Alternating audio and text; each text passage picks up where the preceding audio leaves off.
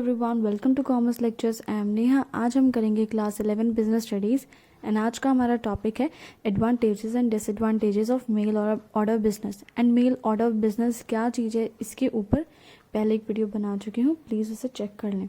सो क्या फ़ायदे हैं मेल ऑर्डर बिजनेस के? सबसे पहला आपका फ़ायदा है लिमिटेड कैपिटल, यानी इस बिज़नेस को स्टार्ट करने में आपको बहुत कम पैसे की ज़रूरत पड़ती है।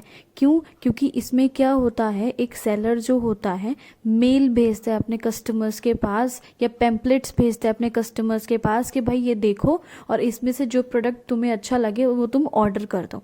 सो क्या है, रिटेलर्स को यानी दुकानदारों को कोई शोरूम या शॉप की ज़रूरत नहीं पड़ती है, या फिर कोई भी पैसा खर्च करने की ज़रूरत नहीं है कि तुम एक शॉप खरीदो या उस पर डिस्प्ले करो, गुड्स को सजाओ, ऐसा कुछ भी नहीं करना पड़ता है। तो आपको ज़्यादा पैसे की ज़रूरत नहीं पड़ती, आपको सिर्फ एक पैम्पलेट या कोई लिस्ट जो है सर्कुलेट करनी होती है अपने कस्टमर्स के बीच में। Next is convenience. कन्वीनियंस यानी यहाँ पे परचेज करना गुड्स बहुत ही आसान है। एक कस्टमर क्या कर सकता है, अपने हाउस यानी घर पे ही बैठकर शॉपिंग कर सकता है मेल के थ्रू। ठीक है, उसको जो है अपना टाइम अपना पैसा वेस्ट करने की ज़रूरत नहीं है कि मार्केट में जाओ, इतना किराया लगाओ, इतना टाइम वेस्ट करो, कुछ नहीं करना है। सिर्फ सेलर ने जो घर पे उसे कैटलॉग भेजा है वो कैटलॉग चेक करना है और मेल के थ्रू या फ़ोन के थ्रू अपना जो है प्रोडक्ट चुन लेना है, बस। नेक्स्ट पॉइंट है आपका वाइडर मार्केट।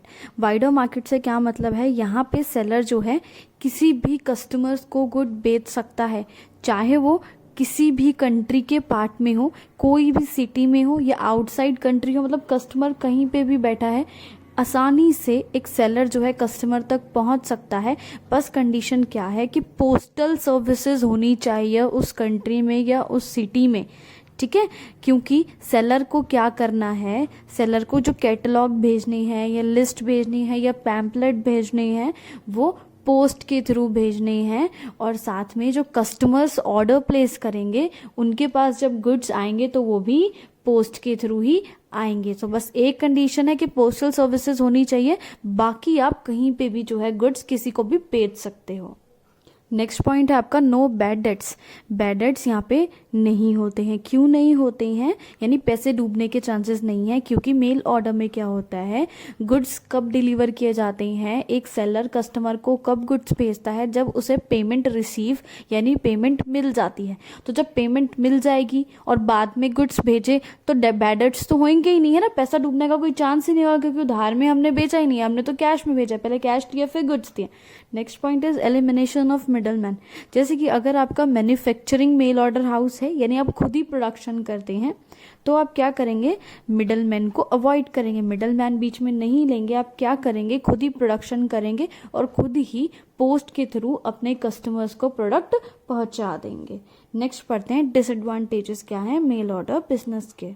सबसे पहला पॉइंट है आपका नो पर्सनल कांटेक्ट, यानी इसमें क्या होता है, बायर और सेलर के बीच में कोई कांटेक्ट नहीं होता। बायर को नहीं पता मेरा गुड्स कौन खरीद रहा है, सेलर को नहीं पता है कौन किसको बेच रहा है, किसी को कुछ नहीं पता होता है। सो कस्टमर्स के में एक कॉन्फिडेंस नहीं आता है कि भाई यहाँ से गुड्स खरीदूँ या नहीं खरीदूँ, क्या पता बंदा कैसा है, सामने वाला सही से प्रोडक्ट देगा भी या नहीं भी देगा, कहीं मेरे पैसे वेस्ट चले जाए, है ना। Next is no personal inspection, यानी बायर्स जो है वो पर्सनली गुड्स को इंस्पेक्ट नहीं कर सकते हैं, गुड्स को देख नहीं सकते हैं, भाई टच नहीं कर सकते हैं, देख नहीं सकते कि गुड्स है कैसे, अच्छी क्वालिटी की है नहीं है, ख़राब तो नहीं है, टूटे फूटे तो नहीं है। तो इसलिए वो हेसिटेट होते हैं थोड़ा बहुत कि नहीं, प्लेस ऑर्डर हम नहीं करते हैं, हम बुक नहीं करते हैं ये प्रोडक्ट, क्या पता कैसा निकलेगा, पोस्ट के थ्रू कैसा आएगा, टूटा फूटा आएगा, सही कंडीशन में आएगा, है ना। नेक्स्ट आपका है लिमिटेड वेराइटी यहाँ पे, यानी बहुत कम टाइप के गुड्स जो हैं सेल हो सकते हैं। हर एक टाइप के गुड्स के लिए मेल ऑर्डर बिजनेस जो है सुटेबल नहीं है। सपोज कोई आइटम हो बहुत बल्कि यानी हैवी हो, उनके लिए ठीक नहीं है। पेरिशेबल आइटम हो, जैसे कि बहुत जल्दी ख़राब होने वाला, जैसे डेयरी प्रोडक्ट्स होते हैं अब, है ना, दूध से बने प्रोडक्ट्स होते हैं, उनको तो नहीं बेच सकते हैं हम कि हम पोस्ट कर देंगे, क्या पता बीच में गर्मी इतनी हो ले अपना दूध या फिर दूध से बनी कोई चीज़ है वो फट जाए, है ना। चलो अगले करते हैं।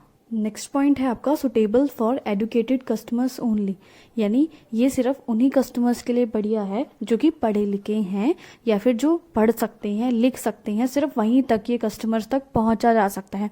अब जैसे कि कोई आपकी दादी हैं या दादू हैं जिनको पढ़ना लिखना नहीं आता, फ़ोन नहीं चलाना आता, उनके पास कोई मेल आती है या कोई पैम्पलेट आता है, क्या वो पढ़ पाएंगे? नहीं पढ़ पाएंगे। तो उन्हें कौन क्या पता भाई कौन इंसान है, फलाना इंसान फलानी चीज़ बेच रहा है, उनको कुछ नहीं पता। और इंडिया में जो है बहुत सारे लोग ऐसे हैं जो कि अनएडुकेटेड है। तो इंडिया जैसे देश में ये चीज़ पॉसिबल नहीं है, अगर है भी तो बहुत बड़े लेवल पे नहीं कर सकते हो आप। नेक्स्ट चीज़ है आपकी पोस्टल डिले। इसमें क्या है, देखो मेल ऑर्डर बिजनेस में क्या होता है कि ये चीज़ जो है पोस्टल डिपार्टमेंट पे बहुत ज़्यादा रिलाई करती है, डिपेंड करती है। क्यों? क्योंकि आपको अपने गुड्स जो है कस्टमर तक पहुंचाने हैं पोस्ट के थ्रू, पोस्ट करने हैं अपने गुड्स। अभी पोस्ट करना है तो पोस्ट करने का मतलब क्या है, डिलीवरी में बहुत टाइम भी लग सकता है, 10 दिन 15 दिन 20 दिन कितना भी समय लग सकता है। या डिलीवरी करते वक्त गुड्स स्पॉइल हो सकते हैं, ख़राब हो सकते हैं, टूट फूट सकते हैं ना, कुछ भी हो सकता है ना। अगला करते हैं डिसएडवांटेज, हैवी एडवर्टाइजिंग कॉस्ट। अब देखो ये पॉइंट क्या बोल रहा है कि यहाँ पे एडवर्टाइजमेंट करने के बहुत सारे पैसों की ज़रूरत होती है। क्यों? क्योंकि in this demand can be created only through advertisement. क्योंकि इस बिजनेस में कोई अपना पर्टिकुलर दुकान तो होती नहीं है कि पूरी दुनिया वहाँ जाके पहुँच जाएगी, है ना।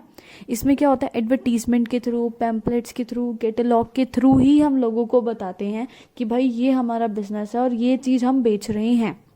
ठीक है, तो इस सब चीज़ों के लिए आपको एडवर्टीजमेंट करनी पड़ेगी और एडवर्टीजमेंट के लिए बहुत सारे पैसों की ज़रूरत पड़ेगी। क्योंकि अगर आप एडवर्टीजमेंट नहीं करेंगे तो लोगों को पता कैसे लगेगा भाई आपका ये बिजनेस एग्जिस्ट भी करता है। तो एडवर्टीजमेंट करनी बहुत ज़रूरी है एंड एडवर्टीजमेंट के लिए बहुत सारा पैसा चाहिए। नेक्स्ट और लास्ट पॉइंट है चांसेस ऑफ चीटिंग, यानी यहाँ पे चीटिंग के चांसेस बहुत ही ज़्यादा होते हैं।